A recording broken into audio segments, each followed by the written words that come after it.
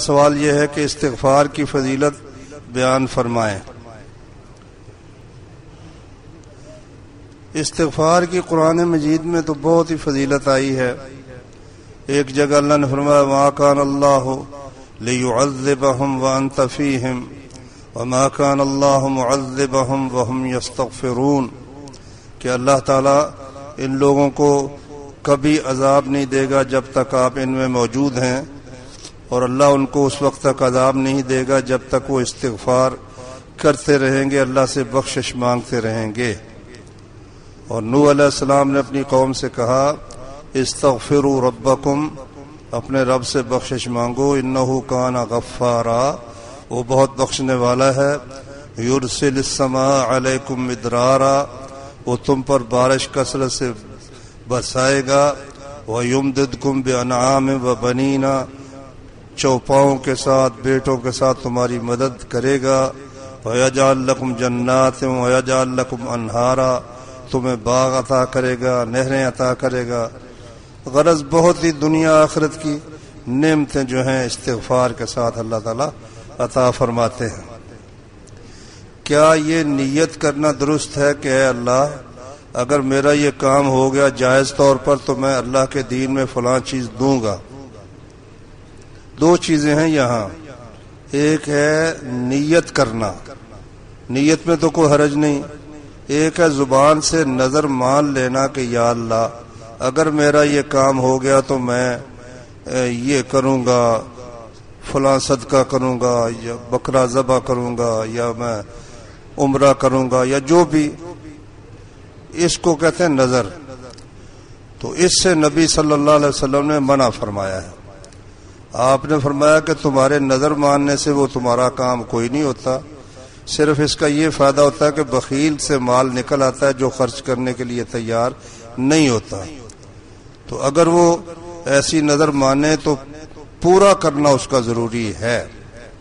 ایک نظر ہے، اچھا اس کے لیے بہتر طریقہ یہ ہے کہ نظر ماننے کے بجائے بس اللہ کا نام لے کر پہلے ہی خرچ کر دے، جو کام ہونے پر کرنا ہے نا وہ صدقہ پہلے کر دے تو صدقے کی بہت برکت حاصل ہوتی ہے۔ ایک نظر ہے بغیر شرط کے، یہ کہے کہ یا اللہ میں نظر مانتا ہوں کہ میں یہ تیرے راستے میں اتنا صدقہ کروں گا تجھے راضی کرنے کے لیے، وہ ثواب کا کام ہے، وہ نظر ماننے میں کوئی حرج نہیں ہے۔ اگر کوئی شخص کسی دوسرے شخص پر لعنت بھیجتا ہے تو اس کا کیا گناہ ہے؟ ایک تو یہ کہ نبی صلی اللہ علیہ وسلم نے فرمایا مومن جو ہے نا وہ لعنت کرنے والا نہیں ہوتا کہ زیادہ لعنتیں کرے، مومن کی یہ شان نہیں ہے۔ اور پھر دوسرا فرمایا کہ اگر وہ اس کا مستحق ہو تو ٹھیک ہے، وہ لعنت اس پر جاتی ہے، لیکن اگر وہ حقدار نہ ہو تو پھر جس نے لعنت کی ہے نا اس کی طرف پلٹ جاتی ہے۔ اگر کوئی شخص یا عورت کسی دوسرے پر جادو کرائے اس کا کیا گناہ ہے؟ نبی صلی اللہ علیہ وسلم نے فرمایا 7 ہلاک کرنے والے گناہوں سے بچو۔ وہ 7 ہلاک کرنے والے گناہ شرک ہے اور قتل ہے ناحق اور زنا ہے، ان میں سے ایک جادو بھی رسول اللہ صلی اللہ علیہ وسلم نے شمار فرمایا، یہ ہلاک کرنے والے گناہوں میں سے ایک ہے۔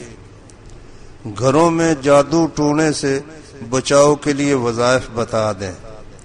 بھائی وہ جو سنت میں اذکار آئے ہیں صبح و شام کے وہ کرنے چاہیے، اور سورہ بقرہ کی بڑی فضیلت آئی ہے اس میں کہ جو باطل پرست ہیں جادو ٹونے والے وہ اس کے مقابلے کی طاقت نہیں رکھتے، صحیح مسلم میں حدیث ہے، اور فرمایا جس گھر میں سورہ بقرہ پڑھی جائے اس سے شیطان بھاگ جاتا ہے۔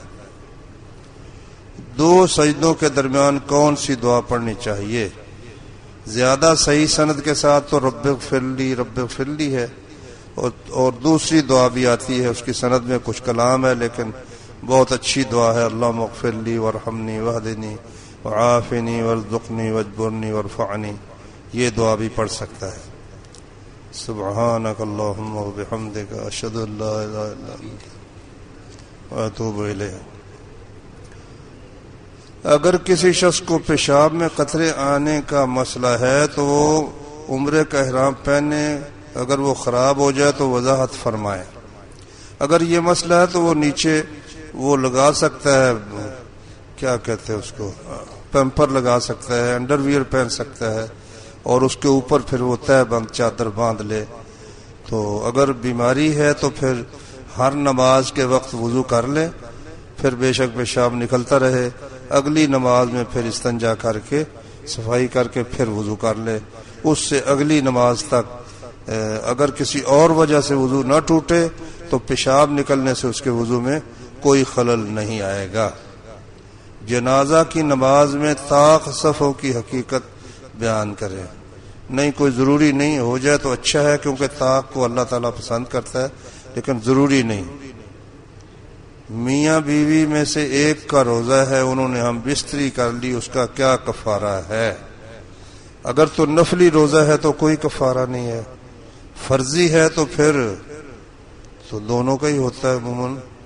بہرحال پھر اگر خاوند کی زیادتی ہے، اس نے زیادتی کی ہے اس کی مرضی کے خلاف، تو بیوی پر کوئی کفارہ نہیں، صرف خاوند پر کفارہ. سبحانک اللہم وبحمدک اشہد ان لا الہ الا انت استغفرک واتوب الیک.